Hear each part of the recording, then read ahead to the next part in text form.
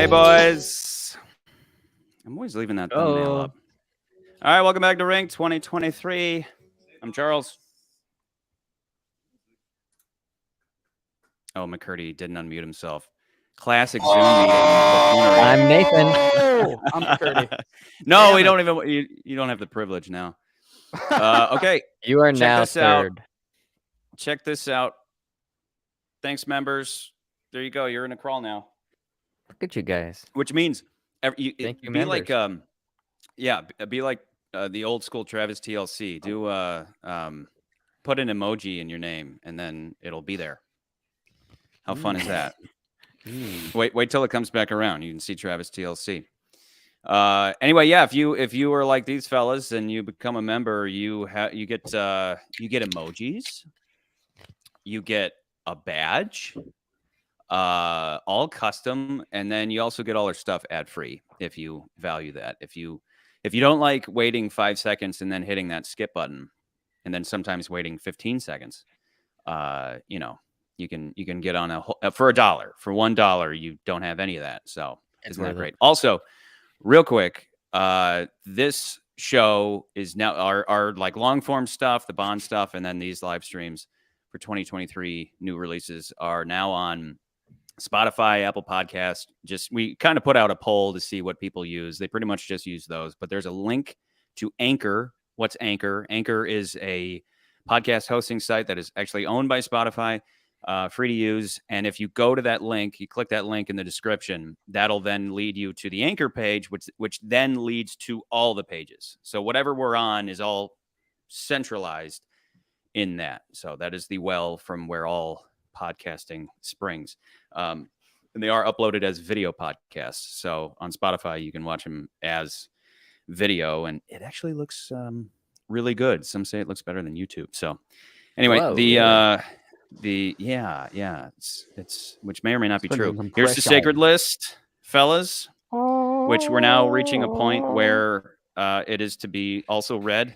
So the 2023's ranked movies stand as Megan, number 1, Missing, number 2, and Plane, hopefully at the bottom for the rest of the year.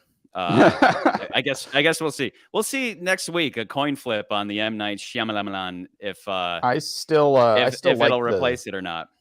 I still like this list. Megan Missing Plane. Megan Missing Plane. Yeah. Megan Missing Megan Plane. Miss Plane. What are you saying? Megan Miss Plane. So let me get rid of our list, go away list. Where are we at? Here you go.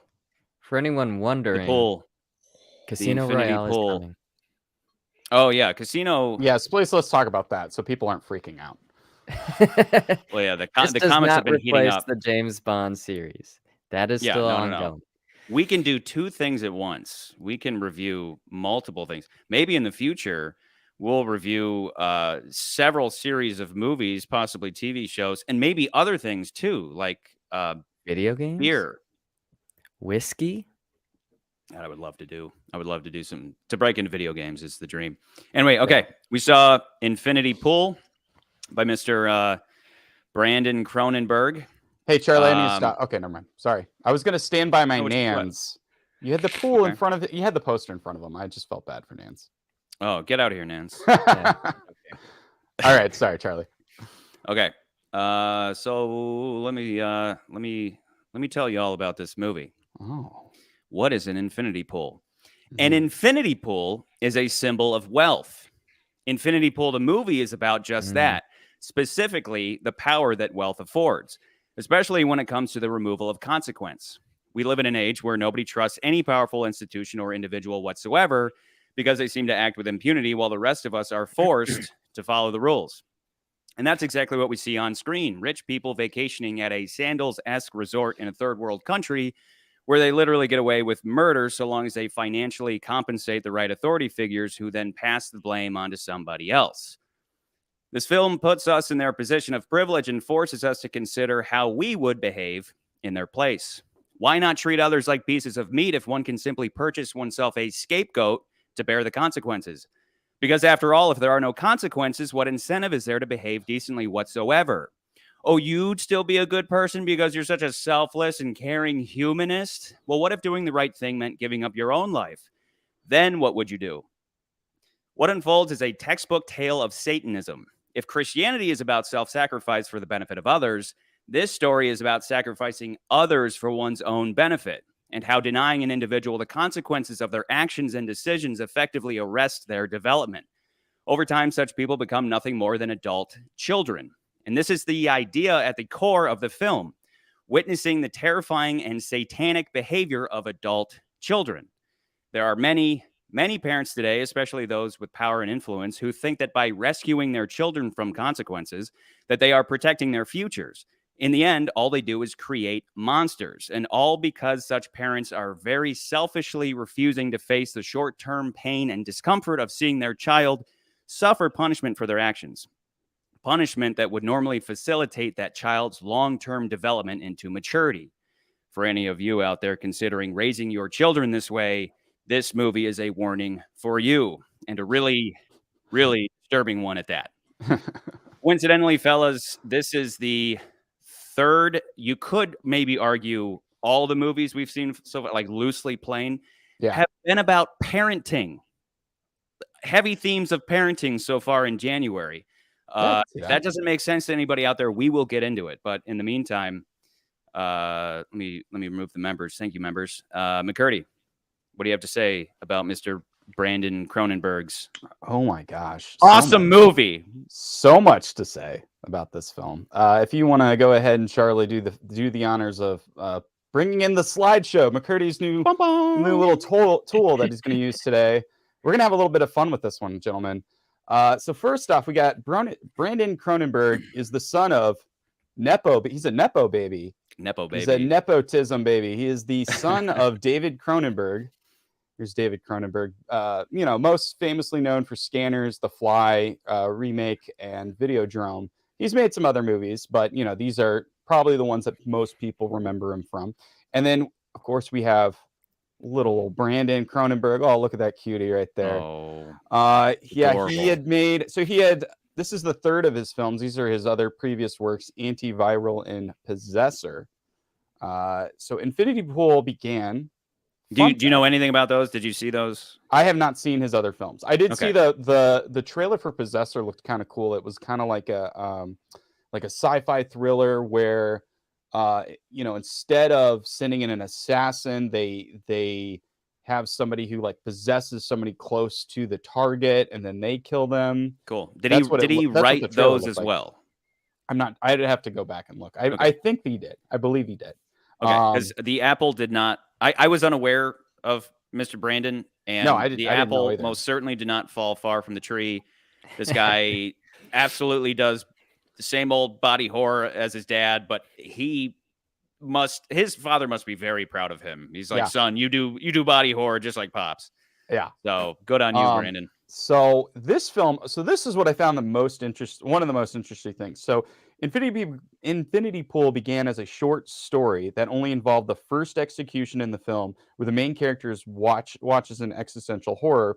But back in 2016, this story was one of many stories in an anthology horror comic titled The Gates of Misery. The story is titled Death in Laetolka, which is the name of the country in the film. Lakota. Is it Lakota? Lakota. The Lakotans, and which is fictional, right? I didn't look it up, but no, it's fictional, but it's Tolka. Latoka? Was it Laetolka? It's Latoka. Tolqa. Okay. Laetolka. This is the only image that I could find from the comic. I had trouble. I actually really wanted to find the comic so I could read it, but I couldn't find it anywhere. I guess they did some kind of Kickstarter campaign for it a couple years back, and they had a digital copy, but I honestly could not find it anywhere, so I apologize. If anybody out there knows where to get a copy or has a copy, that'd be great, because I would love to read it. Post it. So you could say this movie is a sort of a comic book movie, but not really. It's just he took the same story and put it in a book. Now, Brandon later added the vacation element, so that wasn't in the original But he had added that to the story after experiencing a similar style resort that was gated from the rest of the country he stayed in. So basically, he felt that he was in these weird resorts where they brought everything to you. They try to make it multicultural, but then you never really experience the country. And then outside the country, it's very impoverished. And then the other half of that was the writer element, where our main character is a writer. He actually had gone on that vacation in between his first and second film, and during that time, it was like he had a long period of time. When I said earlier, it was 2012 to 2020. That's a long period of time to not be making a movie if you're, going to be like a filmmaker, and a lot of it was just, being an indie filmmaker. So I could see where the parallels lie in him writing this and how he was inspired by the story and that specific character. These resorts though are just like that. They bus you. I've never been to one, but I've spoken to people who've been to them, and they bus you in, and it's just like in the movie. It's just like poor people everywhere, and it's like, don't look at them. Maybe they throw rocks at the bus. Like, just focus on the mission, and they get you through that somewhat of a war zone. And then you get into the resort and everything's great. But then just outside of that resort is extreme poverty. And the movie showed that off beautifully. Yeah. Yeah, exactly. And then speaking of that resort, this resort was a real resort in Croatia. Madrida, but I butcher names all the time. Amadria Park in Croatia. That's that picture off to the right of the comic. That is the resort right there.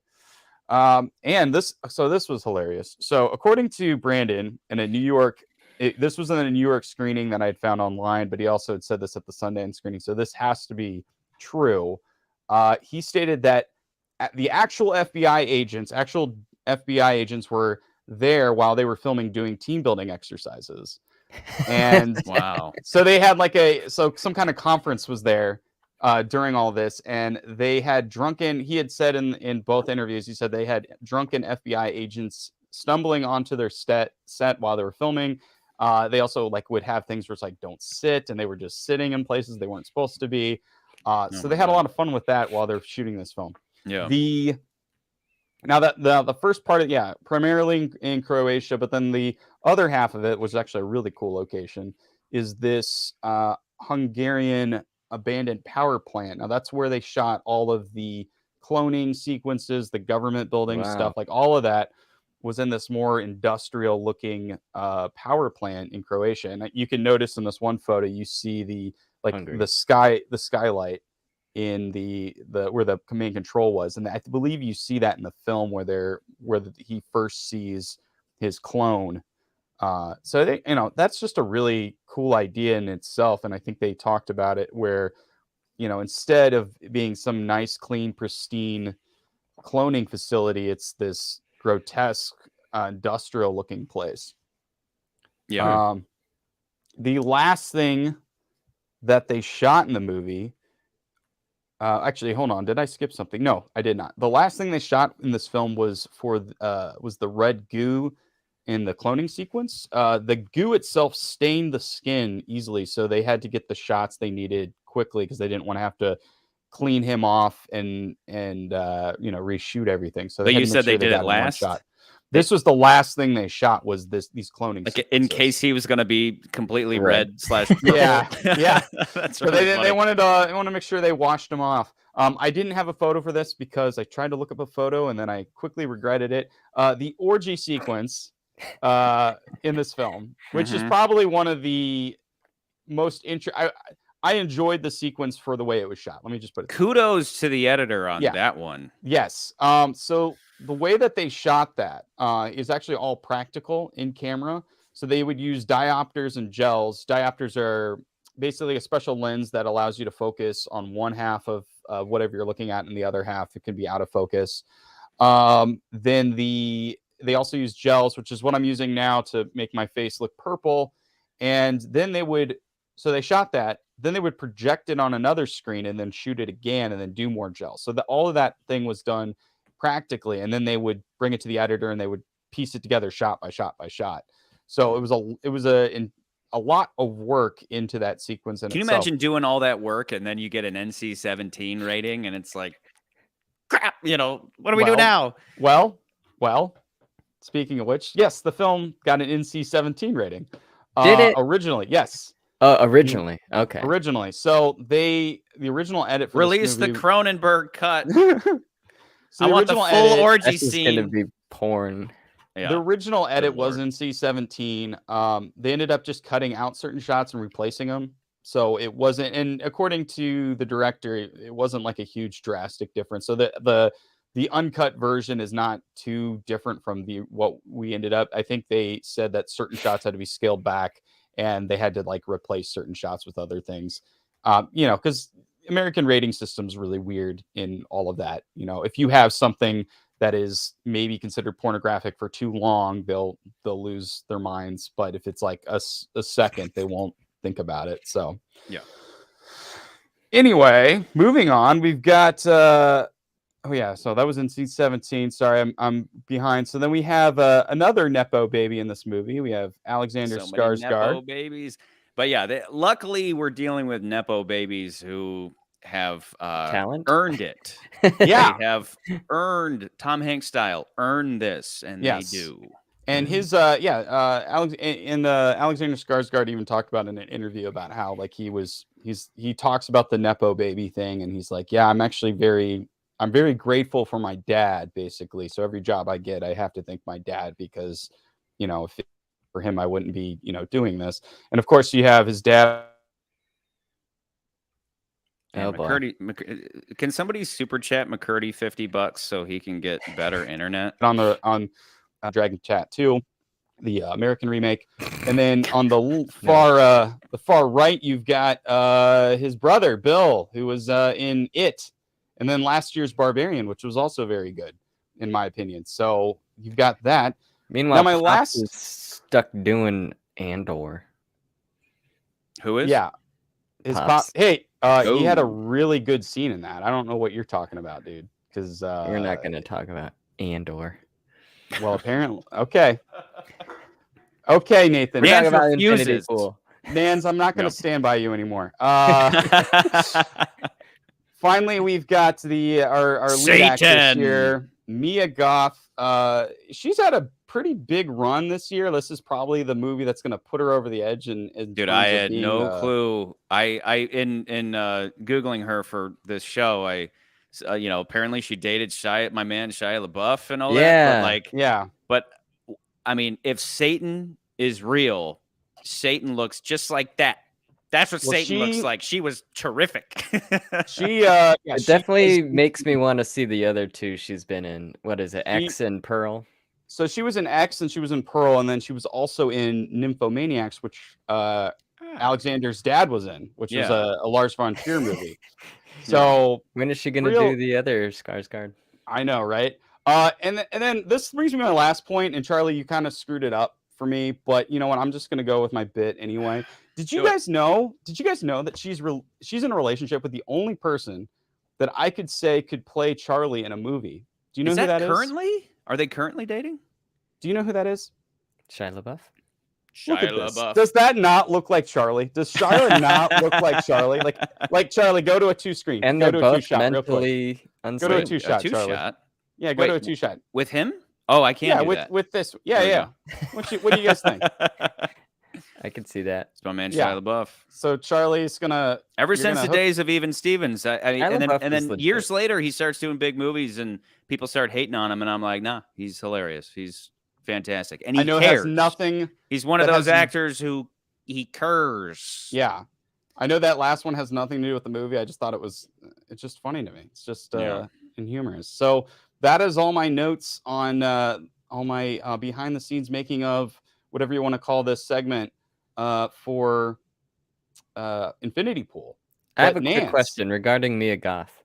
Okay. It seems like she comes out of nowhere, and within like a year, she's in 3 movies. Like, how does that even happen? Well, she's been doing stuff for a while. Like Nymphomaniacs was years ago, but she, I think it was because X was another movie that she did a couple years ago, which is like the horror movie that is kind of about the porno crew. Ago? Well, it was only that was 2 or 3 years ago. It was like 2 years ago, not that long ago. But that movie came out, and then the prequel to it that they had shot like right after that one came out just last year, I believe.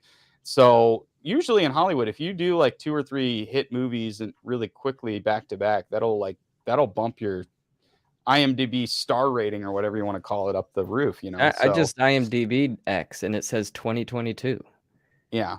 Well, they shot those movies. I know they shot them back to back. So maybe okay. I was wrong when the movie came out. But And you never know if it might be coincidence too, because you know people may work on something and then it might be years before it comes out. It always depends. It's not set in stone, so it could be total coincidence that just like boom, boom, boom, and you see that occasionally with certain talents. They just suddenly they have a run, Like and that then same maybe they kind of take thing time happened off. with what's his face in Avatar 1. Like James Yeah, Cameron Sam- found him through Sam Avatar, Worthington. and then and then shoved And then him into he did like Terminator and other Titans, and stuff. he did Clash on Titan and a bunch of other movies like right after that.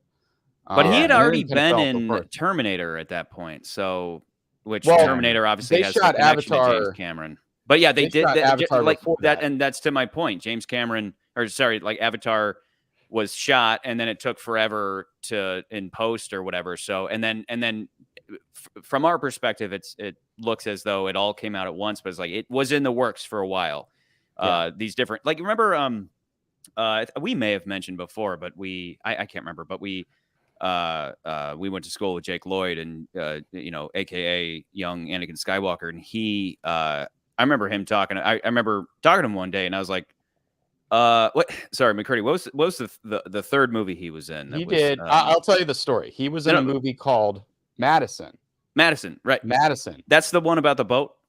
Yes. So there was it's a movie about that movie was waterboating. shelved. That movie was shelved for years, and then it came out when we were still in high school with him. And I remember running into him and going, How? And he said the producers shelved it for a long time, and then now that I think Star Wars took off, now they're putting it out. So you never know when stuff like that's going to happen.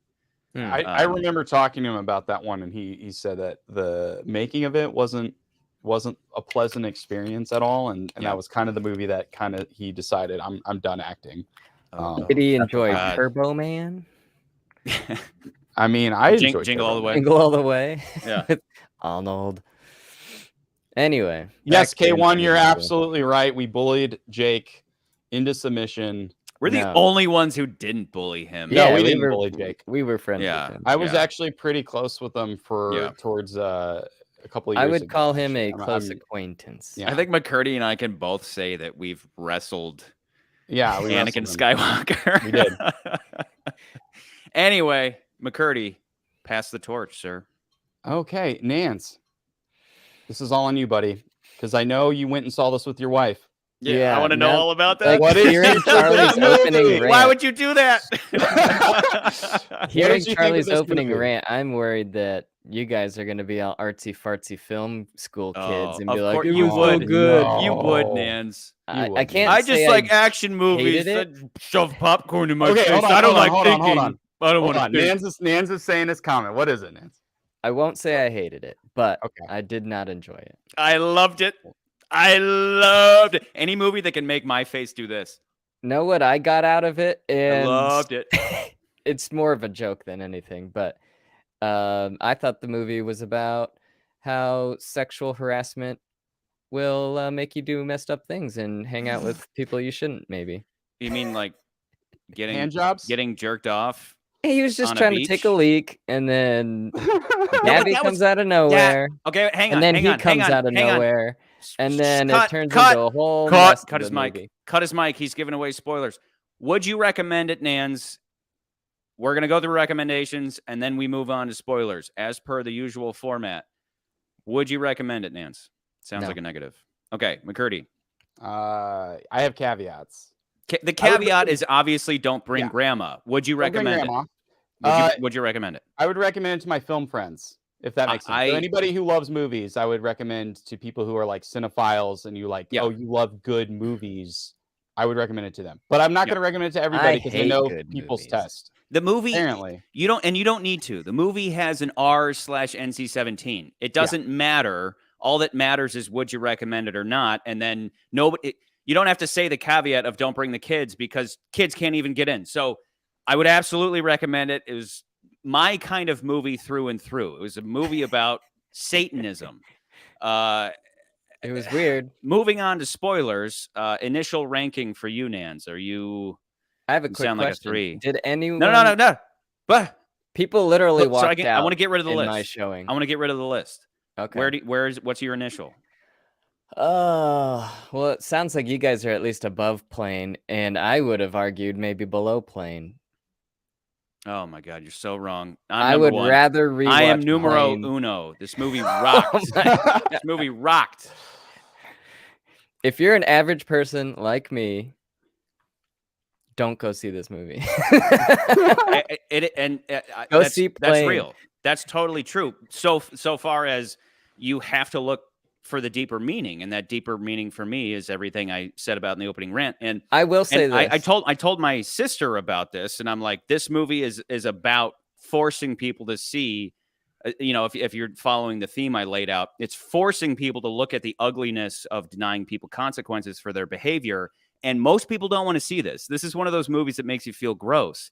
But I'm the type that's like, no, you need to stare into the abyss and learn something from this. But most people are like Nans, and they're like, I just wanted to be entertained, and I wanted explosions. I will say I got to eat popcorn and have a Coke during the movie. So in that sense, this is number 1 because I didn't get to have popcorn and a Coke during the others. Oh God! Wow. See, Nans is like I'm fine with a dark resident movie that makes you feel bad. This movie made me feel like I was confused, which I. Well, let's frequently am. clarify your questions, but first, McCurdy, where are you at initially? Initial ranking. So I actually came in this and I wasn't sure where you guys were going to be, honestly. I am a hard number 1. And I'm not gonna play the number middle. So here's the thing. I'm Charlie. I'm siding with you. I came into this thinking, okay, I could see Charlie being like, it's too pretend. Like I'll give Nans this. Every time we come into one of these, you say, It is I thought Charlie was I was gonna hate worried it. you'd love it. I was worried you were gonna hate it. No, I came into this and I was like, this movie is very pretentious, and I kind of like pretentious movies. So... But this isn't pretentious though. There's maybe one moment. Yeah, there's one moment at the very end of the movie. What does this mean? But No, I know what it means. It Okay, all stayed within the theme. Sure. There's one moment in the movie that I think I was like, wait, what? Which is the very end. Not the very, very end. We are in spoilers now. So are you Okay. talking about bloody titties? Bloody titties, yeah. But Breastfeeding. has That was McCurdy the one ranked it? moment that took me out. Should we? Yes. McCurdy's a No. shaky number 1. It sounds like. Shaky 1. I'm a shaky. Okay, and you know what? I'm gonna back 4. off. I'm gonna back off and I'm gonna say number 1. I'm gonna say Charlie's number the 1. Hard 1. I'm gonna I'm a say number hard 1, one. and I'm also gonna say that because Nans is like, Andor is terrible. And I'm like, who are you? I didn't say Who it was are you? terrible. He just said he didn't want to talk about it, but everybody said it's good. But anyway, It is great. It's fine. It is fantastic. This movie is my kind of movie where it's all about that deeper meaning. It's not about explosions and stupid crap. This movie has something to say, and at the heart of it, I think it's fascinating that it comes from a Hollywood baby, Brandon Cronenberg. I don't know anything about him. Didn't even know he existed until I saw this movie. But I imagine he grew up in Hollywood. And if anybody's ever lived out there, you know that there are 2 kinds of people out there. There are those who predominantly it's people who moved there, right, to jump in the industry, and those who grew up there. And unfortunately, and even people who grew up out there will admit that those people are kind of messed up. Privilege in general has, again, my opening rant, privilege, if left unchecked, can lead to creating monsters. So I cannot help but put 2 and 2 together that Brandon Cronenberg made a little movie about what it's like growing up with people with rich parents who let them get away with murder, with metaphorical murder, and they just become monsters. Their parents think they're saving them. Like, oh, my little baby, I don't want them to go to jail because they, whatever, if you saw like the Bling Ring or whatever, like they just get away with whatever and make monsters. And that's what this movie's about. It's as if, because again, you have 2 kind of Nepo babies. You have those who will get propped up by their parents and they don't earn it. And everybody around them knows they haven't earned it. And it's like, you're in this meritocracy, you're bringing everybody down. In this hierarchy, you're bringing everybody down. But if you are Nepo baby who earns it, it takes that discipline. It takes the actual learning of the craft. And I met a lot of people like that out there too, where they don't just succumb to just parties and just acting out for attention and all that. They actually do something with the privilege they have. Those are the good ones. But this movie is all about the bad ones, the ones who just go, why not just take advantage of everybody and just have these literal blood orgies because we can, because who's going to hold us accountable? That's where I'm like, can't help but think that Brandon knew exactly what he was talking about when he wrote this. And for that, I think he put it together beautifully. And on top of that, this is like your classic modern retelling of Crime and Punishment, where it's a movie about, committing horrible acts because you think you can. And then, but what does that do for your soul over time? And they don't feel anything. Like Miss Mia Goth, feels nothing. Everybody else feels nothing. But we follow James. We follow James the whole time, and he is kind of, sometimes he's dealing with it. You kind of see like his soul is dead. Other times he's he gets into it because they're kind of playing to his ego. There's a lot of that in this movie too. There's a lot of gluttony, greed, sloth, envy, wrath, pride, lust. There's a lot of that, and slowly falling into Satanism and that informing your behavior, and then all the way up to the end of the movie. I mean, the end of the movie is literally him just kind of sitting there with soulless, like Crime and Punishment, dealing with, the whole essence of Crime and Punishment is, I'm going to get away with something horrible because I can, because I'm so smart. I'm such a genius. I deserve to. But then once that horrible act is committed, what does that mean for your soul? Is there more than just getting caught doing it? And does it actually infect your soul? And that's, and one more thing, what I loved about the way the movie played out was that it wasn't, there's a scene very early on. So let me just lay out, I'll be very quick. The whole thing is, James accidentally kills somebody. Vehicular manslaughter, not intentional, but he leads to somebody's death. What happens then is they're in this country where the law is, if you're ever responsible for somebody's death, the eldest son of that family then gets to kill you. It's like public execution by way of the aggrieved family or whatever. So, but they have a deal because they have this resort that they know has all these rich people. They have a deal where just something you just have to accept is that this third world country happens to have the ability to make clones of people. So the deal is, we can go ahead and, follow this tradition of ours where you will die, or you can pay us a ton of money. We'll make a clone of you, and the clone gets killed. And that's just something where you just have to accept it. And usually with stories like that, it falls into like, well, who's the real? Is he the real McCoy?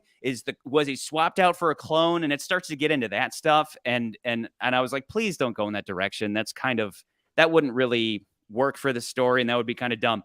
First thing they do after he goes through that experience is they have a scene where he goes and meets a bunch of other people who have been through the same thing. And a guy asks, he's like, so do you think you're the original or do you think you're the clone? And everybody's like, oh, Greg, come on. And he's like, I'm just curious, but they're like, but it doesn't matter. Nobody cares. It doesn't matter. And that's the filmmakers being like, that's not what the story is going to be. The story is not about who's real, who's not. This isn't Inception. It's about something else entirely. And what is it about? It's about behavior and shirking responsibility and having no accountability for your actions. That's why this movie is effing brilliant. So Charlie, to back your point, because literally I wrote this not talking to Charlie before we went on. This was my like quick little personal notes, right? So I hadn't talked to Charlie. Said this film is dealing with themes of the rich and powerful being shed of consequences for their actions.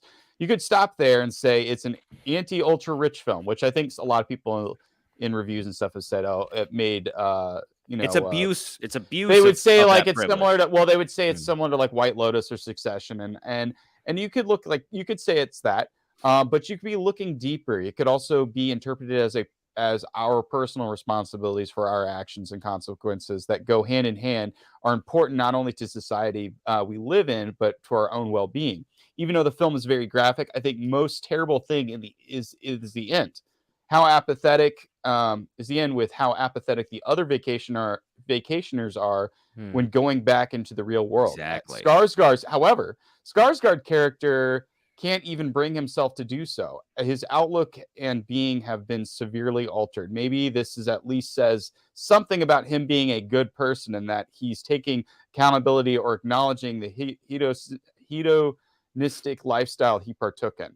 The other thing, so Charlie, you were saying Crime and Punishment. I thought of The Strange Case of Dr. Jekyll and Mr. Hyde. So this film reminded me of that. Well, most people remember most people remember the duality of the titular character, and I think most forget or don't know that Dr. Jekyll's reason for having an alter ego was so that he can indulge in certain vices, which as the reader, we are only left to our imaginations of what those could be. In a similar way, the copies of the accused on Lytolka begin to indulge in a similar way and almost become another person entirely. So you could, and then my last little thing that I thought about, because you were talking about like the whole that Greg's like, do you think you're the real or you're the copy? And I know we talked about that, but knowing that this was a comic at one point, we did see that in Prestige a little bit, but not so much like they hark on it too much, but it's more in the background where you're thinking, I think maybe in their heads when he sees the other, version of himself, he's realizing like, I'm murdering myself. I'm brutally hurting myself, which is symbolic. But again, the movie isn't about like. No, it's not about it. You're right. And then they program the clone to go back home and then infiltrate America. Yeah, blah, blah. It's not X-Files. It's about crime and punishment and the shirking of responsibility. But it reminded me of adult children. So knowing that this was somewhat based off a comic book, in the 90s, there was a Spider-Man saga called the Clone Saga. And in that story, Peter Parker is cloned and he doesn't know if he's the original or the copy because they're, it's comic book cloning like this movie. He has all of his memories and stuff. So he decides he doesn't think he's the original one. So he decides to become entirely different person, becomes Ben Reilly, and then take us on the disguise of Scarlet Spider. So that was the first thing I thought of when they started talking about, like, do you think you're the real one or do you think you're But again, the clone? Point of that and scene... it's not. You're right. The point of that scene was like, the guy brings it up and they're like, come on, dude. And then I kind of latched onto it, though, because I feel like they brought it up multiple times afterwards, too. Yeah. I don't think they did. I don't think they did one time. I think it was... I think it was just that one scene to tell the audience... That's not what this movie is about, because, the moment that you're dealing with cloning or shapeshifters or something, suddenly that's what every story is going to be about. Like, who's the real person? Everybody's a suspect. And they pull in switcheroos. But what they do, though, every time they had a double of him, it was really just to add to their debauchery. I mean, at one point, she literally says, what if I bring your double over here and both of you can fuck me? Yeah. And that's the thing. The movie is just about like this soullessness, this satanic behavior of just getting like these people are doing horrible things just because they know they can, just because all they have to do is reach into their pocket. And because, again, the way it works is you create a clone of yourself and then that clone gets executed and they start to just get drunk with power, which, again, I think sacrificing others is satanic. Alludes to it. Like self-sacrifice. That whole group and from their point of view, and then they are the ones that get executed. And then we see the original ones. Yeah, and they're cheering. Hands. They're literally cheering like it's but I'm just saying TV the way show. That shot is like, it is kind of confusing whether or not it's like the real one or the original or the clone. I think it's the real people the whole time. I don't think there's any question about it. Again, this isn't Inception. It's not. Was it real? Was it not real? It's not about that. And there's really no point in even talking about it because that's not again, that scene is explicitly stating that's not what this movie is about. This movie is just about when you turn people into pieces of meat. Can you even call yourself human? And to McCurdy's point, what happens at the end of the movie is this horrible stuff is happening the whole time. These people are just drunk with power. And then at the end, and it's brilliant, at the end, they're all just like, okay, well, maybe we'll see you next season. Yeah, love you. Anyway, what are you guys doing when you get home? Like, perfect. And meanwhile, this guy is just haunted. And, we don't necessarily need to get into it, but the way they torture him, they psychologically torture the hell out of him, just again with impunity. And that's, it's up to the only thing to interpret is not, was he real? Was he not real? The only thing left to the viewer to interpret at the end is why he stays. Does he stay because from the get-go, they established that this guy is a piece of shit. This guy is a coward and an asshole. And the only, is he?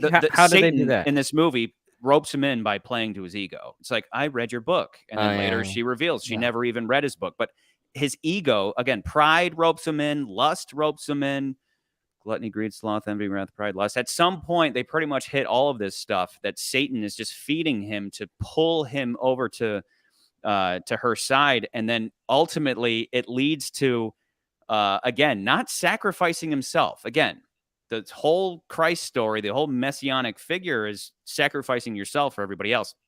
The guy, by the end of the movie, literally sacrifices himself, kills himself in a kind of like echo of the original execution scene, where he's watching himself die. But this time he's the one doing it. He's the one covered in blood. And then it all leads to literally him just kind of like fetal position like a baby and then suckling the tit of Satan. I mean, if you can't put two and two together on that and just be like, this is a movie about Satanism. Did you like it the whole time while you were watching it, or did you come to like it more after? The whole time I was okay. The whole time I'm sitting there thinking about these things, and I was like, I know exactly I was what with it all the Cronenberg way is thinking through about. his cloning and then the killing of his clone. Yeah. And then when the group like brought him in, and then it turned into a whole like psychedelic, like crazy the whole thing. time I was loving That's it. where I was like, what the heck? And then they like immediately cloned him again, and I was like, whoa, this is But like again, Nance, do you see real the far point and in fast. doing that? There's only one. Again, the point of that scene was to say it's not going to be your usual Philip K. Dick style sci-fi. This movie's about something else. So what do they do right away? They're like, hey, dude, let's get drunk as hell and go pull a home invasion. Yeah. Let's go murder some people. And then they just wake up and they're back in the cloning facility. And it's like, they're just sitting around gabbing, that's the thing. The whole movie is about accountability and no consequences. All they have to do is reach into their pocket. And then this also reminded me of this. And why wouldn't you? Why? No, wouldn't it be awesome to have an orgy and then we'll have a blood sacrifice? That sounds like a party, man. And James's ability and they get away with to it. pay for it. Oh, like I thought it was because he married rich, right? They even mentioned that she's like kind of paying for him. But then we find out later that he is also from a wealthy family. Like his dad was a rich publisher or something. And no. His father-in-law. Her father is the reason why he was published in the first place. So that's his thing. The movie the whole time is about him being a piece of shit. I mean, the guy is a piece of shit. Why do they go to the beach with this couple? It's because he wanted to bang her. He wanted to bang Satan. And then Satan gives him a reach around on the beach, and then he's just hooked. I mean, the guy I think is he a just bastard. liked to have a fan.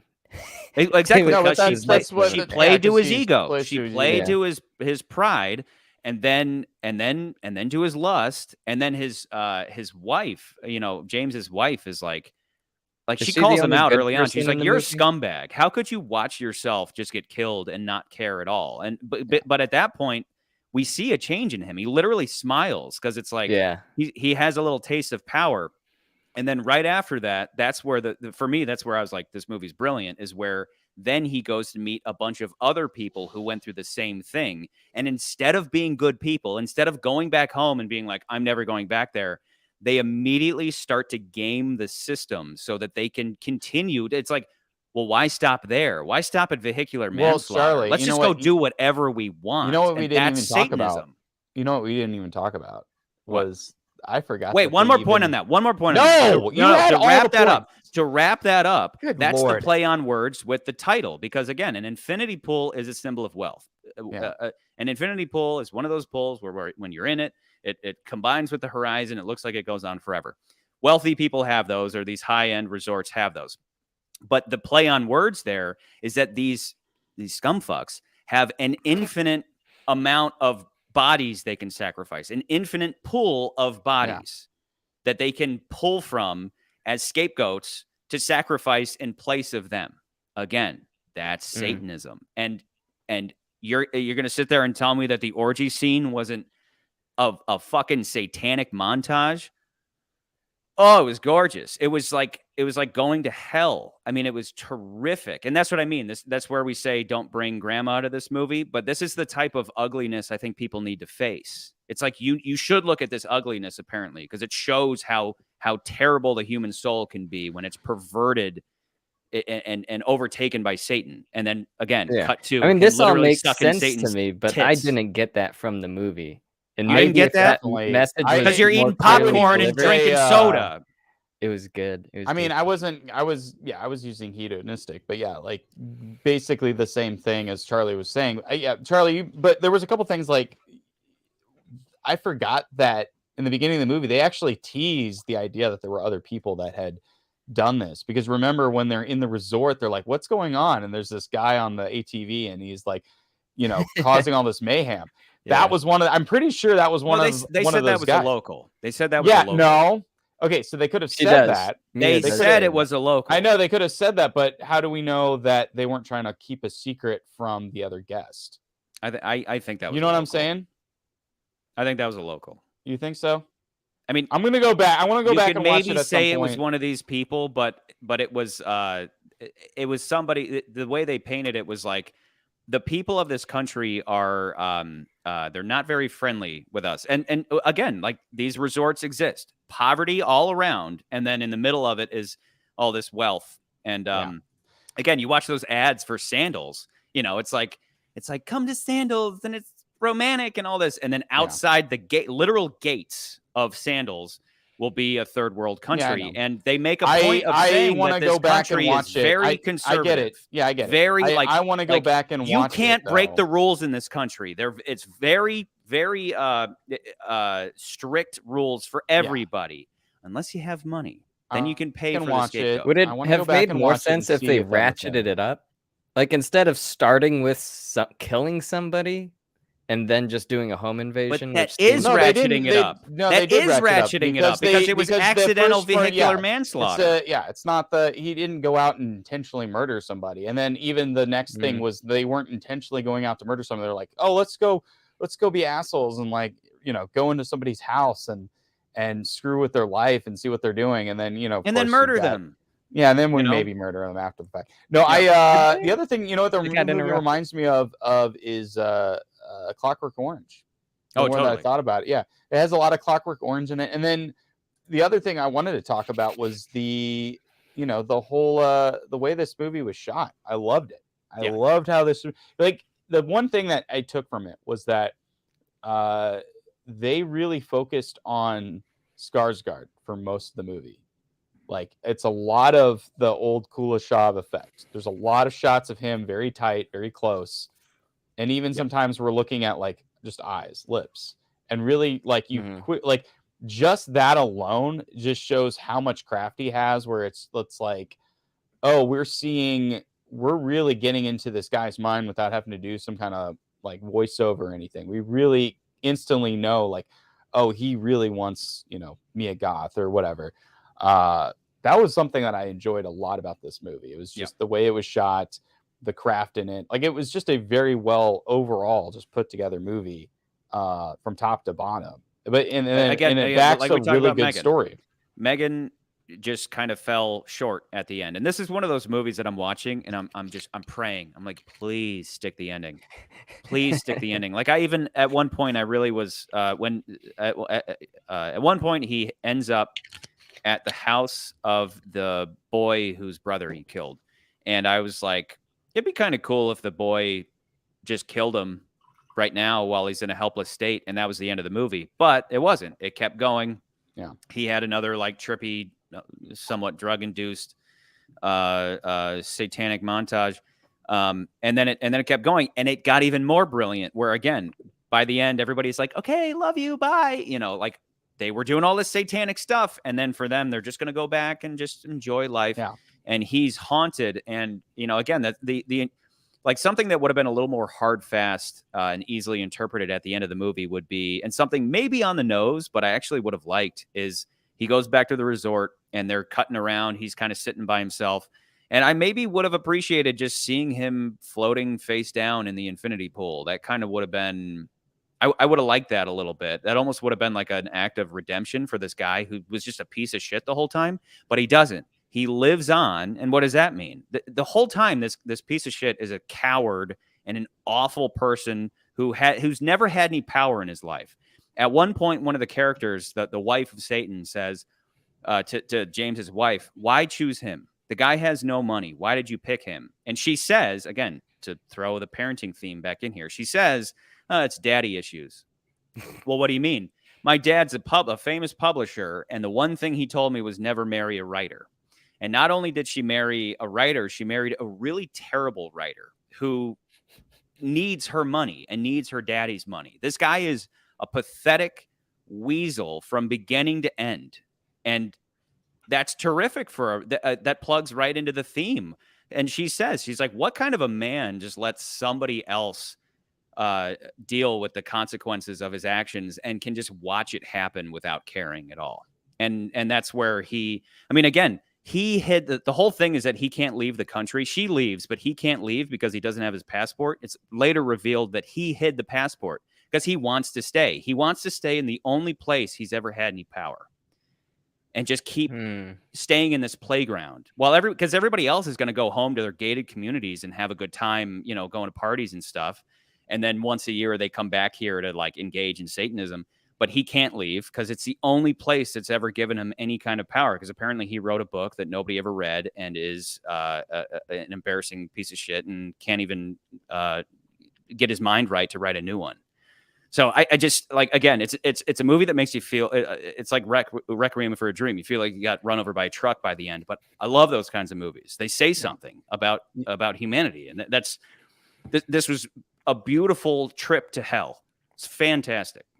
This reminds me of a lot of neo-noir, too. I would say specifically classic film noir. Now, most people, when they talk about film noir, they think of like the pulpy detective. But one thing that some people would say is like there's the pulpy detective stories, but there's also the more melodrama specific. And usually they deal with characters that are doomed. They're just doomed. Like there's no good ending for the character. The character's in a situation he really is never going to get out of, and at the very end of it, he's doomed. And that's what I felt like after I saw the end of this movie. Is I was like, yeah, that's what this movie reminds me of. I had recently seen Nightmare Alley not that long ago, and I'd seen the original one. In the original one, they gave the movie a happy ending. In the remake that Del Toro did, it really ends with him going back into, and I'm not going to go through the whole movie, but basically he starts at the circus. He becomes kind of this guy who reads people's minds, but he doesn't actually read people's mind. He cons people, and then he ends up back in the circus, and he's warned about what is called geeks, and they were these sideshow freaks that would like eat things, and they would only do it because they would they would eat live chickens and stuff like that. And they would drink obnoxious amounts of alcohol because they were basically just drunks that they pulled off the street. And in the end of the movie, he becomes that. He becomes the thing that he was warned about.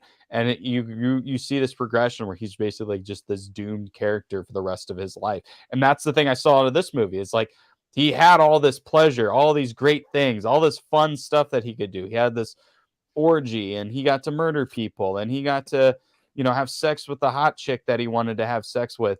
And then at the end of the movie, he's sitting on that beach where it's just raining. Like, and we don't know if the resort's actually, if there's anybody at the resort, is he going to be fed? Like, we're left to wonder, like, what's going to happen to this character? Is he going to, he lives in hell now? Like, he literally is stuck in hell. Yeah. And again, to reiterate, everybody else, again, what's brilliant about the end of the movie is everybody's going home consequence free, and nothing happened. Like, nothing came about all of that. They're not even going to have anything on their permanent record going home or whatever. What happens in Vegas, like, okay, stays love in you guys, Vegas. bye. Exactly. And then again, the happy ending to this movie would have been him face down in the infinity pool. the more grotesque, like you're saying, the ending you're talking about is exactly as it was. Just sitting there alone, not ready to leave this place. The only place he's ever had any kind of power or call it control if you want. But where he can do, because from the get-go, the movie is laying out that this guy really is a coward, and so he is easily tempted by Satan, easily tempted through pride and lust, and then slowly goes through everything else. And those are my kinds of movies where, again, like we live in an age of, be it, call it the Weinstein age, call it the Epstein age, where these people who act with impunity, and then it escalates. Like, again, Nance, that would be the point. The movie begins very simply enough, but then when there's no consequence for that initial thing that was an accident, and we're reeling after that, it's like, oh my God, this guy must feel terrible that he killed this guy. But then he doesn't have to face the consequences. So then he acts out even more. I mean, this is how children work. Children, if they don't have consequences, they begin acting out even more because they're testing the boundaries. When it turns out that there are no boundaries at all, then that's Satanism. So you have a scene where they're all sitting there eating breakfast, and just like a child, he's literally putting cherries in his mouth and shooting them onto other people's plates, like acting like children. And it just continues to escalate ridiculously to the point where we start to realize that these people kind of targeted him specifically because they knew they could fuck with him, and there's no need to lay that out. I think we'll save that for, I can't recommend people see this enough. I think maybe listen to everything I've been saying and then go watch it with that lens. But they just continue to mess with them and mess with them and mess with them. And then because he's fun for them, it's not enough to just be like, for Satan, I'm going to keep saying Satan instead of Mia Goth. For Satan, it's not fun anymore to just have orgies and kill people, but more to take an individual and to twist them psychologically and twist them and twist them and twist them and force them to do things. And then eventually forces him to sacrifice himself, but not himself, like a perversion of self-sacrifice. And then he's reborn, and now it's like, that's what he is now. He's a devil now, and he can't go home because he just wants to stay in this hellscape. Yeah. I love this movie. This movie is fantastic. You need to shut up and get off your soapbox because you've been talking for like. Shut up, McCurdy. Like, I like the movie too, dude. I'm on board with you. I would have benefited from knowing what the theme was going into the movie. But see, Nance, this is where you need to, like, if you study these, I hope, Nance, by the end of this, if you watch more and more movies and listen to me and Charlie, go on and on about these movies, you'll start to like suck in some of the like, oh wait, this is what the movie's talking about. Like now I understand it, kind of thing. And I'd hope that like as we're watching all these movies, good or bad, we're trying to see not only like, because like I said, I think a lot of reviewers are going to look at the surface level of this movie and be like, oh, it's an anti-rich movie. And I'm like, it is, but it goes deeper than that. It's like not. There's more to it. It's not about just rich people are bad. It's about wealthy and powerful people that abuse that, right? Because the whole thing about elitism is that if you have a brain, you like elites. Elites are good. Like Elon Musk, if he's doing good stuff, great. The moment Elon Musk becomes like a tyrant or something, it's like, okay, elites suck. Get rid of the elites. It's relative to what they're doing. If they're doing things that benefit all of us, and again, that's the nature of Satanism. If Elon Musk is making moves, if he's sacrificing himself by doing things like buying Twitter, putting his own life at risk so that he can clean that up, that's a good thing. I like that. Yay, elitism. The moment he buys Twitter and he makes it worse, and he's really cracking down on free speech, get rid of him. Put him in jail. But that's the thing, is that the powerful don't go to jail. They just pay to get out, and that's what the movie is about. The only other note that I have, and I already kind of mentioned this, where I was like, you just kind of have to accept that this third world country has cloning technology. It's just like, it is kind of funny. It's like they have this incredible technology, but they just use it to make a little extra dough. it's just one of those things that you just, so you have to accept it. But it's not that once it lays that out, you're just along for the ride. Like, what the hell just happened? And then that's the genius of the follow-up scene being, do you think you're the real one? Greg, nobody cares. I love that. I love moments like that are communicating and not like breaking the fourth wall, but just directly communicating with the audience with a message of whatever it may be. In this case, it was, this isn't that kind of movie. Yeah. This is a soapbox movie, though, for real, though. You need to obviously. You need to get obviously. off, Charlie. Slob on it, McCurdy. For your own. Slob on it. You need to get off your soapbox. I'm too close to you. Get away. Get off your soapbox. Nans. What is it that really, like, what is it that you like comparing this movie? Because Charlie and I are agreeing. Like, it should be probably number one. It's better than and like I liked Megan. I liked Missing. I can't disagree with Charlie on any of the themes because I agree. That was what I went in going to say majority rules, but for me, three movies on parenting. And I'm just like, all right, this is pretty crazy. Yeah, you should go see it again with all of that in mind. You should go see it again. And like, okay, this is what I want to know. I want to see McCurdy and I want to know what did your wife think about it? And I want to see Northman. What did your wife think about it? She disliked it more than I did. Well, she probably did. That would make sense. She actually disliked it. I was more like, what the heck? Again, that's because it's ugly. It's one of those movies that any member of my family is like, why do you watch movies like that? I'm like, because you need. Did you say you saw it with a sister? McCurdy, you mentioned A Clockwork Orange. You mentioned A Clockwork Orange. This is sometimes people need this to happen. They need to stare at ugliness. Sometimes that has to be. You know what? The other thing, though, Charlie. The other thing that we were talking about this movie, though, is now I'm forgetting my point because you won't get off your damn soapbox. Like, you just need to shut up. Podcast. I am permanently on a soapbox. This is not. Welcome to. We're changing the name of Ranks. It is now Charlie Rant. Charlie just talks. Charlie Rants. Charlie Rants. Charlie Rants. That's what the opening to every episode is Charlie Rants. Now Charlie. The whole episode. But the whole episode is Charlie Rants. It's all Charlie ranting. Can that be my nickname from now on? Charlie. Chucky Rants. It's not that I dislike the message it was putting forth. For me, it was I didn't get the message. And here's it's Nans. But then what does it mean to you? What initially, what did it mean to you without catching the messaging? What did it mean? Like, everything just felt arbitrary? Like, just people getting jerked off on the beach for no reason? He just got wrapped up in the wrong crowd. No, I certainly did. Not even.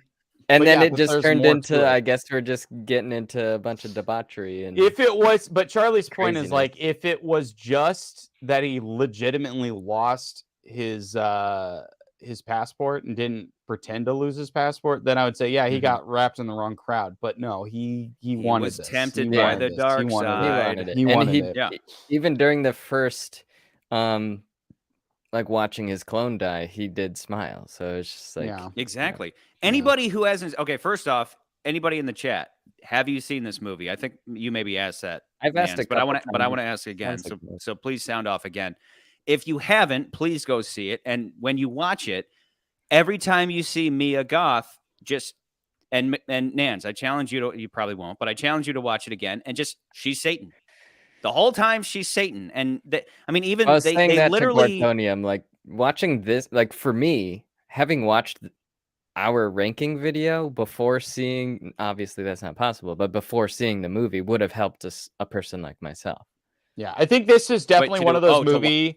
I think this is definitely one of those movies. Live stream that's happening right now. Yeah. This is definitely one of those movies where I think for some, not for everybody, but for some, I think for myself included. For Nans, you got to watch an explains video, right? Like, this is, is Infinity Pool Explains by Charlie ranting on his Chucky box, Rants. on his Chucky Rants. That's it. That's the term, Charlie. It's Chucky Rants.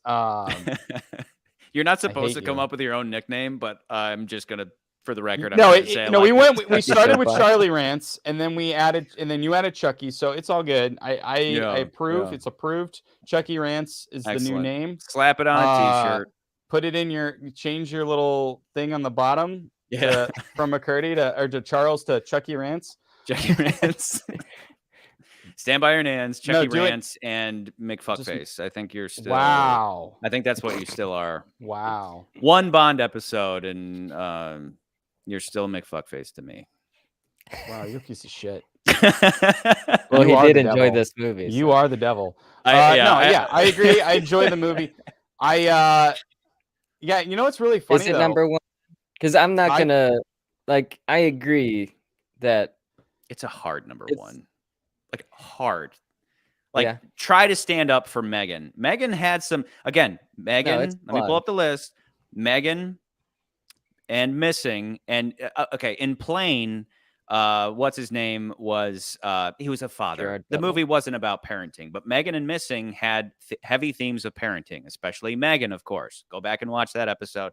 But coincidentally, this one as well. But this one carried all of that all the way through to the end. And again, I understand the temptation to just say this is just like an artsy fartsy movie. This movie, for me at least, again, after listening to my interpretation, I challenge anybody to go watch it again. The movie has meaning throughout and doesn't do that artsy fartsy thing like a Terrence Malick movie where it's just artsy fartsy meaninglessness. It has something to say from beginning to end. Again, Crime and Punishment, Jekyll and Hyde, call it what you want. Arts and farts, though. Maybe you can only argue that maybe with Sucking on Satan's Titties, but again, I would after everything I've said, that should put it into context. So the artsy fartsy stuff is more so on the cinematography, but as McCurdy laid out, like that's some of the best stuff. No, it's done. I mean, it's done in a way that supports the story where we're really in the mind of James, like the most. You definitely feel like it, and like so just to like a recap, if you don't know, for people who don't know, like this, when we talk about the Kuleshov effect, that was this effect that was done by a Russian editor filmmaker back in forever ago, basically in the early era of filmmaking, where he basically took a shot of a man, no expression. And then he took a shot of like that was on the bottom things, of whether it's a bowl of porridge, like a bowl of porridge versus like a dead baby and a woman, and like each shot reflected, like you would see that, and the audience would reflect, oh man, he's a really great actor because you can really see the expression. Well, the character of James is honestly like it's a back and forth for most of the movie. It's really tight close up shots of him looking at, as Charlie puts it, Satan, basically looking at Mia Goth, looking at things. But it's done in such a way that really like is so intense that you really, really understand and feel what he's feeling as you're watching the movie. And I think that, and not only that, just the orgy scene in itself is just like a work of art. Like you could just have the orgy scene in an art gallery and be like, pay people to just watch this like really messed up. Well, in the whole orgy scene, they're wearing these masks. It's messed up, man. I mean, again, the whole Tell me about thing, the masks. The whole time anybody's watching this movie, you should be thinking this is Satan. This is about Satanism. That is a, and again, when I say Satanism, just metaphorical, literal, either way, doesn't matter. It's about behavior. So these masks were just, it was, call it like Day of the Dead celebrations that the locals were having, and that they would wear these masks. That was kind of how they justified it. But eventually, that's the thing. I mean, to get artsy fartsy about it, a mask like this is showing the ugliness inside of these people. Is that artsy fartsy? Yeah. But does it make sense within the context of the film? Absolutely. These are disgusting people. James, from the beginning, is an awful person, a coward, and a piece of shit. And his wife his wife abandons him because she's like, my husband's a piece of shit. And these other people are demonic. They sacrifice other people for the benefit of themselves. Again, Nans, next time you watch the movie, have a Post-it note with this in front of you. It's a story about Satanism, and you'll get it. You'll understand all of it. But definitely makes a lot more sense. Yeah, I say that as a fella who literally coined a philosophy about Satanism and godliness and storytelling. So, hey, Charlie, can you share that real quick? The last little image, please. The mess. I need you to share. No, this image that I'm posting up now. I need you to share it Ooh. for the Oh for the God. screen. Chucky Rants.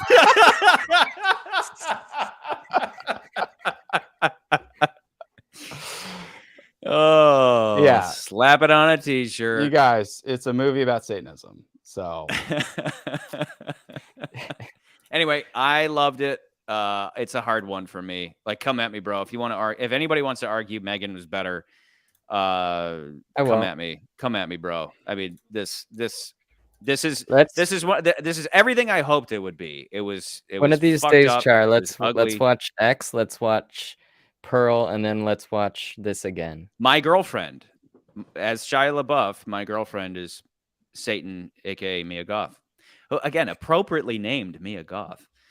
But okay, bye, Chucky Rants. she has had a run. She's just had a run of like these really. And I never even knew who she movies. was, but she plays a fantastic psycho. I love the turn. I love how they even removed her eyebrow. I mean, I think she has like. Okay, I think that's just how her I think face she is. no. Like, look at that. No. She has eyebrows, but they removed them for this movie. Plain. Nico says Plain was better. Nico says Plain was better. Come at me, Nico. Make an argument. Oh my God. Make an argument. Yeah. Plain is just like Charlie said. It's just two words. It's a movie. Gerard Butler. It's just a movie. This is no. I think Charlie. To get off your box for a second. Never. Yeah. This is my takeaway was like Nans. You asked earlier. It's like, did you like the movie when you saw it, or did you like it after the fact? It was an after the fact for me because I really had to think about it a lot after the fact. Like I was like, wow, that was something. I'm not sure if I loved it or if I hated it. I wasn't sure what I thought about it. And then the more I thought about it, I was like, yeah, this movie's brilliant. Like this is actually it's like the really well No thought Time to provoking Die. movie. During the movie, you're like, wow, that was emotional. And then afterward, you're like, you know what? That movie wasn't that great. Yeah. But we're not talking about Bond right now. We're not talking about that movie. This is not where this directly differs from Plane or really any of the other movies is that it's a movie not about a good guy learning a lesson. In a movie where the theme is about behavior and decisions and consequences, it's by the end, the guy hasn't learned his lesson. And that's the point. I cannot help but reiterate that this was made by a Hollywood baby, a kid who is now an adult who grew up in Hollywood and knows what it's like to be around people who are raised without accountability. I can't help but point that out. I've never met Mr. Brandon Cronenberg. I don't really know that much about his dad other than I like his movies, but I can guarantee that he grew up around other folks who grew up in Hollywood. And from my own experience working in Hollywood, the people who are from there, not all of them, I'm sure the 6 people watching this are not those friends of mine, but all 6 of them agree with me, Charlie. The other ones, we all think turn out that well. Infinity Pool's at the bottom. Everybody thinks that privilege automatically means that like, oh, you have a leg up and you're really successful. Privilege can destroy people. Privilege can be a prison. Privilege can be a curse. Hold on. Pause. What? Your shit. SB has a point. He says, but is there a motivation or is this just bored rich folks who are into kinky shit? And I would say, Charlie, before you get just do whatever they want. Box, back to a Chucky rant. Hang on, I was Chucky ranting. Before Chucky Rants gets on his box, I would say that it doesn't matter if they were rich folks or poor folks. I think all of us have these tendencies within us to do terrible, horrible things at any moment. It's called the duality of man. We all have these things. These are like when I was talking earlier about like Dr. Jekyll and Mr. Hyde. That was the movie that I thought, or the story I was thinking of when I saw this movie was because in that story, Dr. Jekyll is like, I wanted to basically purge myself of all these bad thoughts and feelings and terrible things that I could do. So I created this persona, with this chemical or whatever to become Mr. Hyde, where I could do whatever I wanted to, and I would have no consequences onto myself because I would just go out and do whatever I wanted. That wasn't me. Whether it was Mr. Hyde. Yeah, like whether it was to punch somebody that I disliked, whether it was to murder somebody I disliked, whether it was to, have sex with somebody that I wanted to have sex with. Who isn't my any wife? number of things.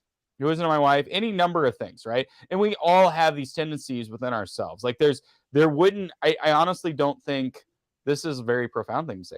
I honestly don't think there would be a religion if people weren't this way to begin with. Like that has always been the battle between man, is the idea of what is our moral compass versus what of our animalistic tendencies. What do we want to actually do? Duality of man. Man can be a creative angel, or he can be satanic destroyer. SB says, hold on. SB says, I guess I meant in the eyes wide shut scenario, or are there just people using people for satisfaction? So SB hasn't seen this, right? SB, you have not seen this movie? He said he's not with his whole family, but knowing SB, he's probably just messing with us. I mean, he took grandma. That's what I know. Eyes Wide Shut is. I mean, this movie is definitely not Eyes Wide Shut. But no, you could make a comparison, but it's not. I think there is a comparison. About the same thing. No, I think there is somewhat of a comparison. There is.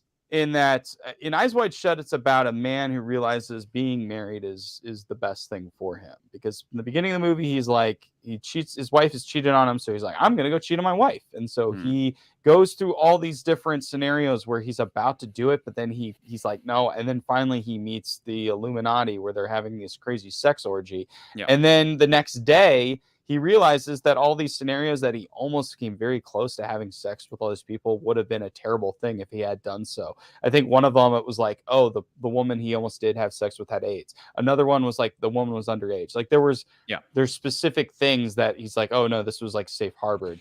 And I think this is like, to compare it to this movie, Tom Cruise's character is a good person at the end of that movie. He's not a bad person.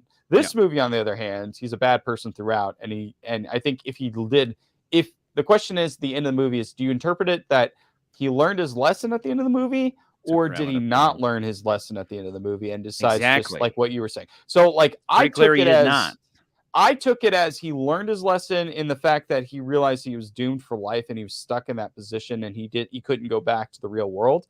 And I feel like maybe you took it as like, no, he's stuck in hell, and but he wants to be. I don't think he's stuck.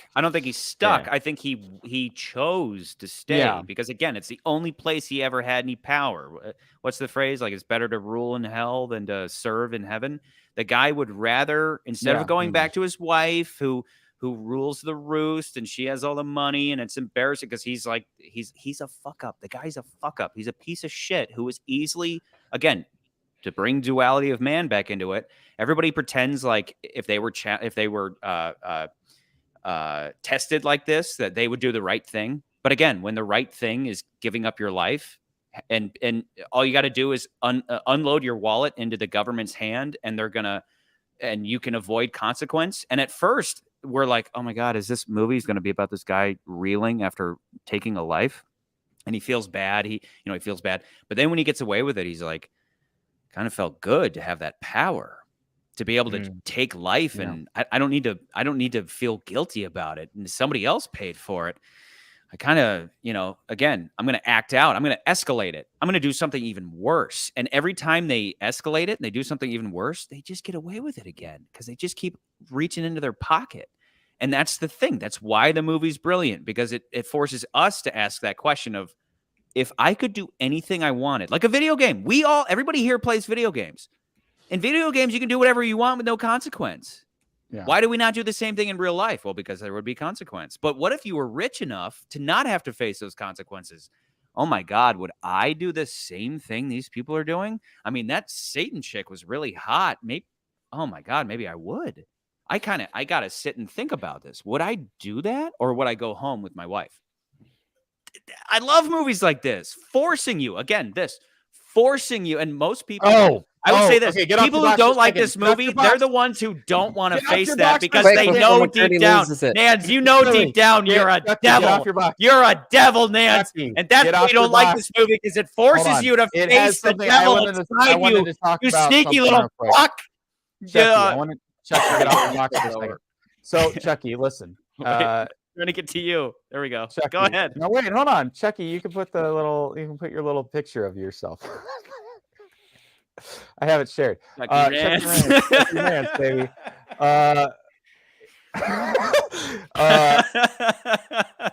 That's too good. It's too good. Okay, no, actually, Charlie, you know what? You kept talking about like, this movie shows you a lot of stuff, a lot of gruesome. It's very graphic. Yeah. You totally see Ugliness. somebody get shanked, right? You totally see somebody get Ugliness. shanked. Oh my God, yeah. It's brutal. But you know what it reminded me of is we were talking about Megan, and in Megan, you had made the argument that you were like they shouldn't have showed how the dog got it in that movie. And this movie, and I'm on your side on this one. In this movie, they showed everything. But I agree with you. I think this is the movie that, like, no, you need the graphic stuff. You need to show the gruesome murders. You need to show the orgy. You need to show the guy's small penis. The ugliness. You need to see the guy's small penis who's just at gunpoint. Like the guy had a micro penis. Yes, he did. Straight up had a mic, and when we go in, the guy was like, she was riding like reverse cowgirl. Like, did he have a strap on or something? How does that work?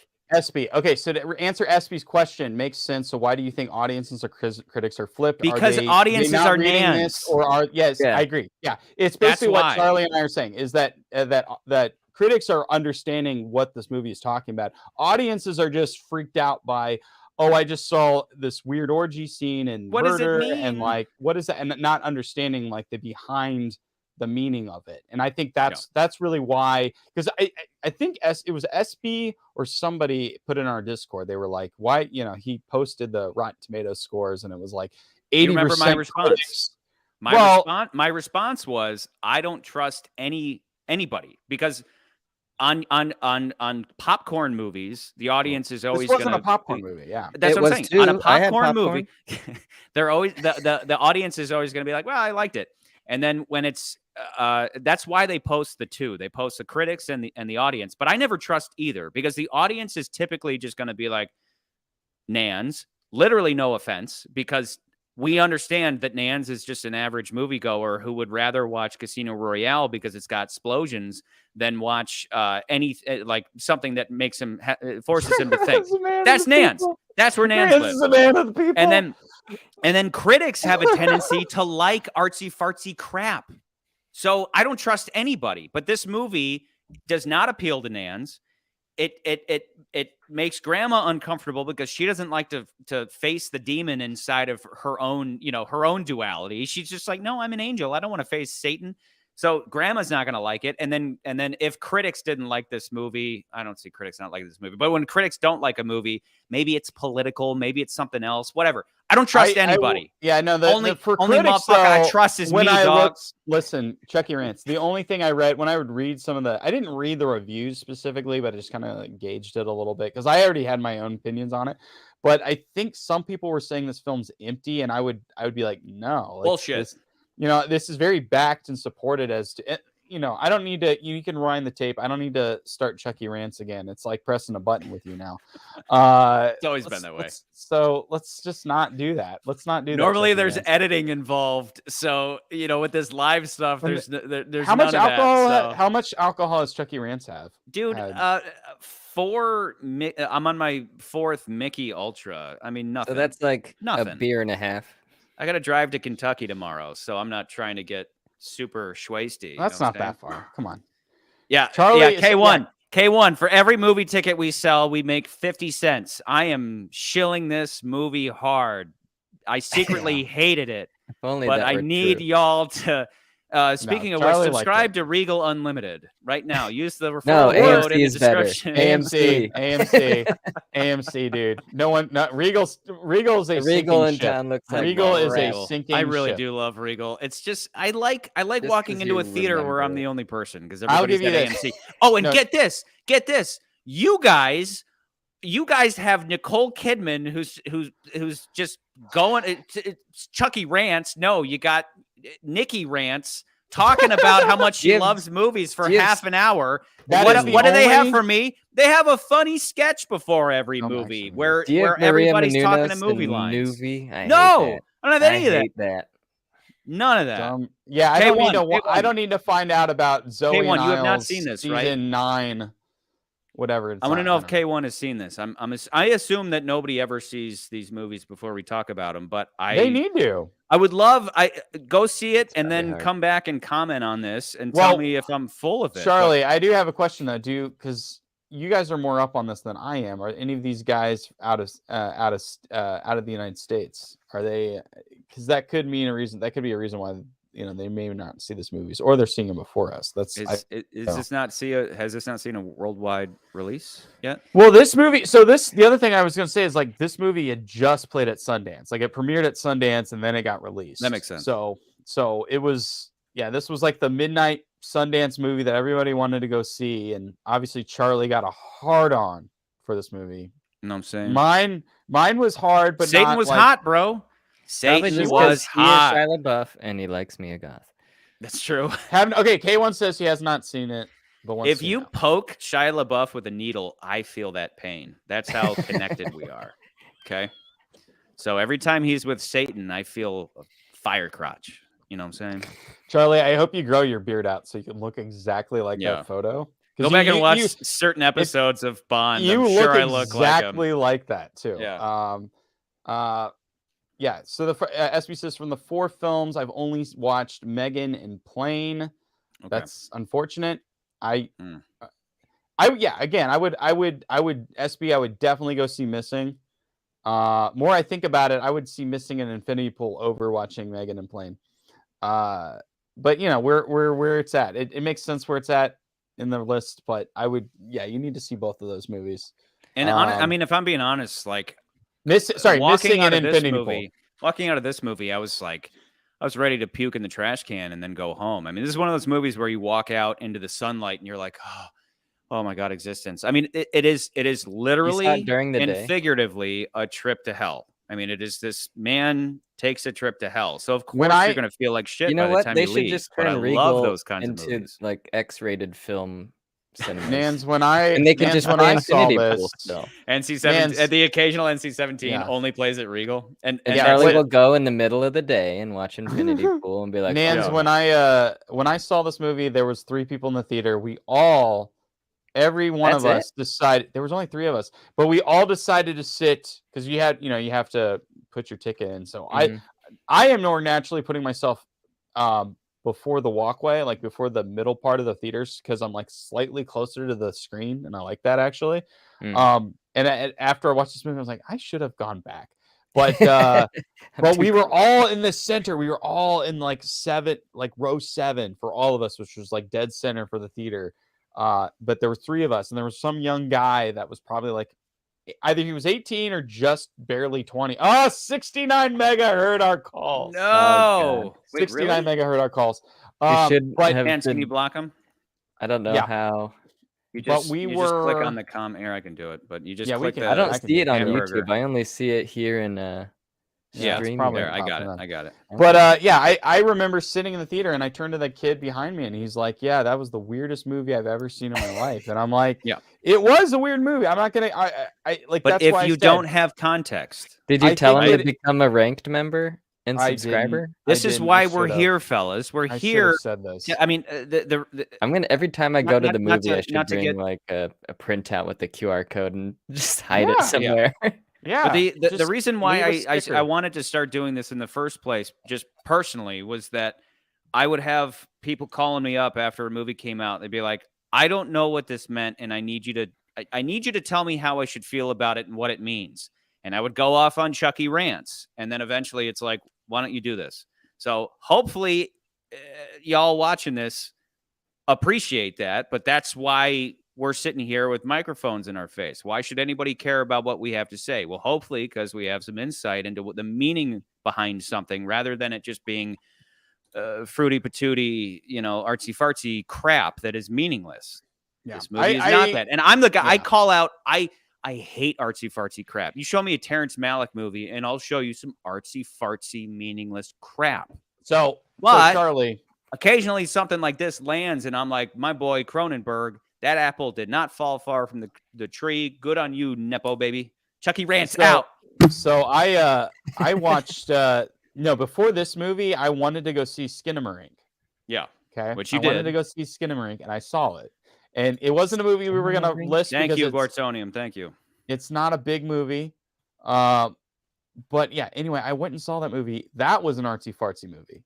So, and when I say that's artsy fartsy, like that whole movie, there's never a single Oh, is that shot. the one you were talking about that were the weird angles? Yeah, and not a single shot in that movie was a person's face that was just like a typical movie shot. Everything was shot in ways that were like this. it was like looking up at the ceiling, looking down at the floor, seeing a television. It was supposed to be from the perspective of a child for most of the movie. Like that was the idea, and it was a horror movie. There's like maybe one or two legitimately creepy, scary parts of the movie, but it was very boring. It was very long, and that was an artsy fartsy movie that I could see people walking out of. This movie, on the other hand, was very entertaining. For me, at least, I enjoyed it. It's disgusting. It was disgusting, disturbing, and I enjoyed every minute of it. It forces you to think about yourself. I mean, because I've had whatever. We don't need to get into this. I needed a church after I saw this movie. Exactly. I needed to go to church right after I saw this movie. People will say, well, people don't need religion to behave well, and that's up for debate. Sure, that's up for debate, but that's what a movie like this forces you to face. If you were in this guy's shoes. And you have all these people who are like, no, if shit hit the fan, I would always be a good person. It's like, well, you haven't been tested. So how can you say that? And I bring that up in the casino episode on a Chucky rant. I'm talking about before you've been tested, what is the difference between civility and cowardice? That's a good question to ask yourself. What would I do in this situation? And again, this guy's decision was literally allow himself to die or somebody else who's just a meaningless clone of himself, right? And that's harmless, but then it leads to this weird addiction of this power addiction. So that's just like, that's where this isn't an artsy fartsy movie. This is a profound film that forces you to face the devil inside yourself. That's why it's good. That's why I want to click Megan like that, and I want to put this in there. Is there any opposition? I don't have any opposition, Charlie. And Nans is beholden to the power of Chucky rants. So yeah, I don't care. Power of Chucky rants. The power of Chucky rants. Plus, if anybody out there has any ideas for beautifying the list, this is literally stickies. Yeah, what are you using? Charlie, literally stickies. Like Microsoft Word would have automatically updated it to. Charlie, I'm going to. I'm a Mac user, so I could open. Okay, up pages I will say that. Do it in that. Well, see if I have an idea. We'll talk about it later. But yeah, so for next week, I did. If you guys are following us on Discord, please continue to do so. But I did post come join us. Yes, I posted a tentative schedule for this entire year. Now, I know that schedule is not going to be accurate. Like, there might be a film. Like, we wanted to watch this movie called Marlowe, which was based off a Raymond Chandler character. And we found out that movie we thought was going to come out next week. That movie's actually coming out the same week as Ant-Man and the Wasp. So that schedule is not completely accurate. It's kind of just a rough draft of what we're going to watch. So next week, it's either Knock the Cabin. What is it? Knock on the Cabin. Knock at the Cabin. Which is a M. Night Shyamalan movie. It's his latest movie. Or we see 80 for Brady, which I'm going to take my mom to go see. Why do you refuse, Nans? Why do you? You would rather see. I would rather give M. Night Shyamalan another chance than see 80 for Brady. Oh, how many chances will we give him before he? Hey, I like Signs. Charlie. That was 50. That was 20 years ago. 2 decades ago. No, the last one I think he. Yeah, Gortonium. It looks intriguing, but his movies always look intriguing. They always do. I think the last one he legitimately had was Split. Wasn't it Split? Did anyone see the one where at the beach where people are like aging rapidly? I don't know if he directed that. I think that was. I think it was. I don't know if he directed. I think that was a produced one. But I saw. Yeah, my mom's like wants to go see 80 for Brady, so I'm taking her to go see that. Hopefully this week, and then we'll see Knock at the Cabin if that's our choice. Now the thing is, we could be like, we could put out a poll tomorrow and be like, do we want to see Knock at the Cabin? But I do feel like most general audiences are going to see Knock at the Cabin, and I would not mind a Chucky rants on how great Knock at the Cabin is. How great or terrible? How great? how great I it don't is. know that we have any 80-year-old ranked members. We Our have, parents like, aren't we that have old like yet.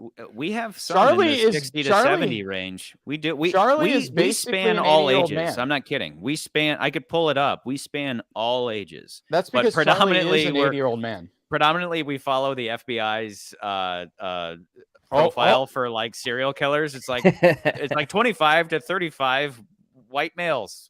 Yeah, we are. I do worry. All the serial killers watch the show. Yeah, sometimes I do worry about. I worry about that a little bit. I'm worried We used to have a lot of people from India, right? I feel like we provoke a certain culture. Honestly. Yeah, real quick. That's something that is worthy of note for anyone watching. Here, post that up, Charlie. Here you go. Yeah, there you go. There you go. The FBI. FBI put my our K1. I agree. So we've been putting out a lot of shorts. I'm sure y'all have noticed, and the shorts have taken our American audience specifically from 5% of the total to 55%, which just goes to show how ADD this country is. That our audience could explode just by cutting everything down into minute-long segments. So I just thought that was fun. But anyway, yeah, we'll see about Knock at the Cabin Door. Or I want to say Knock at the Cabin Door because that's a better title, but Knock at the Cabin is a terrible title. It is based off a book, and I think that it was the title of the book. So okay, Charlie, I it's can't about change it for the movie, just like every other movie we've watched so far. It's about what? Family. Parenting. It's about parenting. Yeah. We have to watch it. If it is, that is bizarre. Because, I mean, again, if you stretch plain to be like, okay, he was a father trying to get back to his daughter, but it wasn't about parenting. But so far, every movie's been about parenting. So what's up with that? So Charlie, two things. Okay. First thing, Espy's asking the question, casino is Friday? Question mark. Second thing, I want you to answer the second thing first, though, is, you know, when we started this is our new experiment for this year, and we're still obviously, as you're watching, we're still fixing it. We're trying to improve it as we're going along. But, you know, we started off and we were like, January is a dump month. January is FU. Fuck you, it's January. But now, as we've watched 4 movies, I can honestly say that only one of those movies is kind of a true dump month movie. Well, right now it's fuck you, COVID's over. Dump everything we've been making. Yeah. So it's been. Yeah. So far, so do you feel the same way? Do you feel like this is not a true? But I mean, we haven't watched every movie. We've been watching like the biggest movies that are coming out each weekend. Yeah. So, and this is it. Curdy, I think you should put a little review up for every movie you see, even if it's not part of 2023 ranking. Yeah, sure. Yeah. In the Discord, put it in the Discord. Hold on, let me. Really good fuck you. So when you see 80 for Brady with your mom, you can put it in the Discord. Here's to Nepo babies. Save a little bit though. Save a little bit because we still have to. I already did. This one's to Nepo babies. Isn't a toast? Are we toasting to the fact that we have a new number one? I have one geared up. Okay. So let me pull that up. This is where I'm at.